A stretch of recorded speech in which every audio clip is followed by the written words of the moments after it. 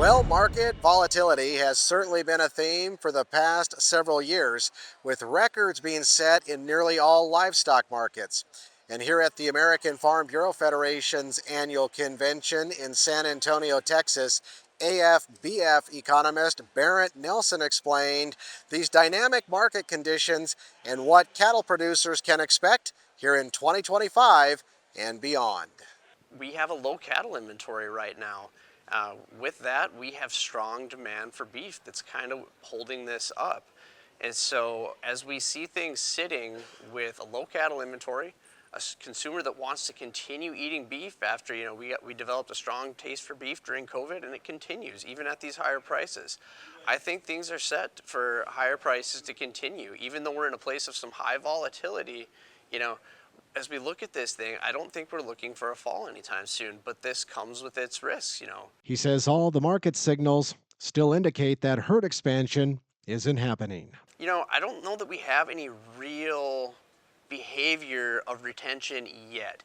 We've seen a slowdown in some of the heifers being marketed, and so we would call that expansive behavior, but I don't think there's enough of it yet to really show a trend. We look at the heifers marketed, typically to reduce the number of breeding cattle available, you got to be in the 41, 42, 43%, anything above 40. Right now we're sitting at a little over 39%. That was what came out in the last cattle on feed report, and so that's a slowdown a little bit. We'll have to watch those reports. And he explains if these tight supplies and higher beef prices are pushing consumers to other proteins in the meat case. So far, if we look at what happened over the summer, we had a good grilling season.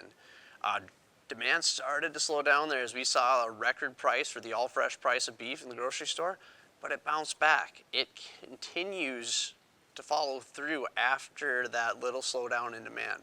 We haven't seen really a stop in the consumer in purchasing beef.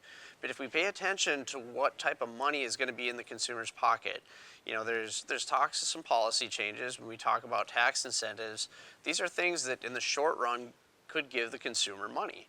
And as long as that consumer has disposable income, the tendency has been to purchase beef. So I think there's some strong trends on the horizon that show that demand could remain intact. Now, the entire industry will get a better roadmap of what the cattle market's future looks like on January 31st when the USDA releases its cattle inventory report, which is expected to show record low cattle numbers again, only fueling bullish attitudes and prices for this year and beyond.